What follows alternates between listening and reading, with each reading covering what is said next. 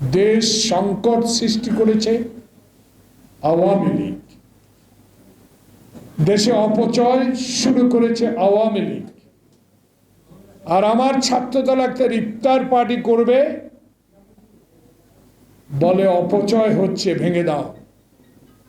আজকে আমি এই পরিসর থেকে খন্দকার দেলোয়ার স্যারের স্মৃতিসভা থেকে সরকারকে একটি প্রশ্ন করে বিদায় নিতে চাই। 150 কোটি হাজার টাকা অপচয় করে যে নির্বাচন আপনি করেছেন, সেই নির্বাচন কি বৈধ? সেই নির্বাচন কি অপচয় নয়? তাই এই রমজান মাসে আমার ছাত্রদল চাঁদা উঠিয়ে কষ্ট করে যদি ইফতারের আয়োজন করে, সেটা অপচয় হয়।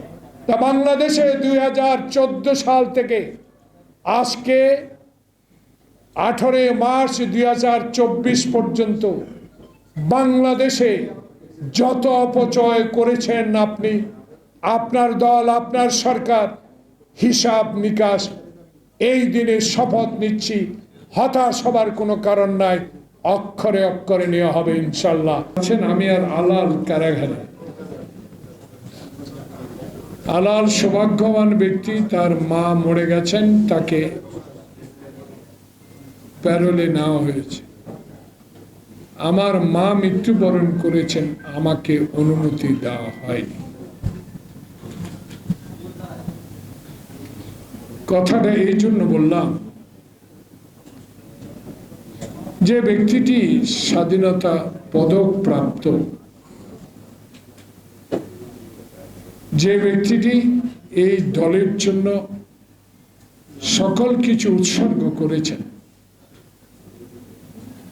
যে ব্যক্তিটি ছেলের কারাগারে বন্দি করে থানায় নিয়ে অত্যাচারটা দেখেননি,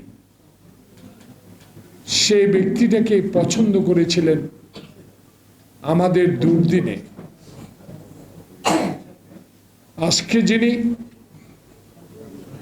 এই দুঃশাসনের সরকার প্রধানের একটি পরিকল্পিত মামলায় কারাগারে, সেই দেশনেত্রী বেগম খালেদা জিয়া, অ্যাডভোকেট খন্দকার দেলোয়ার হোসেনকে ওই সময়ে দলকে টিকিয়ে রাখতে পারবে বলেই দায়িত্ব দিয়েছে।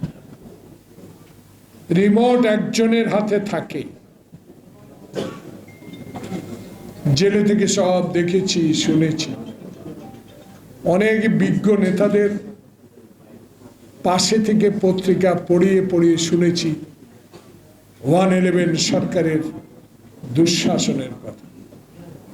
তখন শুনেছি যে ব্যক্তিটি আজকে প্রধান অতিথি, সংসদ ভবনের 6 নম্বর বিল্ডিং,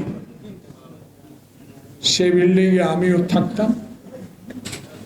যাকে নিয়ে আজকে অহংকার করি, খন্দকার দেলোয়ার হোসেন, একই ফ্লোরে সামনাসামনি বসবাস করতাম।